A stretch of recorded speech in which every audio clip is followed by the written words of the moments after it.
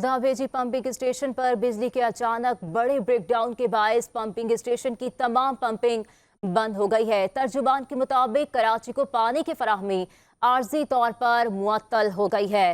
आपको अपडेट कर रहे हैं कि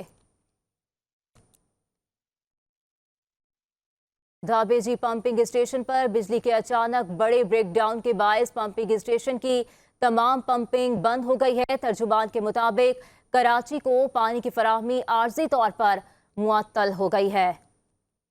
धाबेजी पंपिंग स्टेशन पर बिजली के अचानक बड़े ब्रेकडाउन के बायस पंपिंग स्टेशन की तमाम पंपिंग बंद हो गई है और तर्जुमान के मुताबिक कराची को पानी की फराहमी आर्जी तौर पर मुअत्तल हो गई है।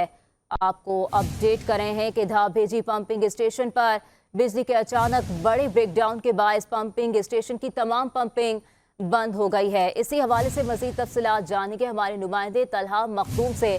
तलहा, आगाह कीजिएगा।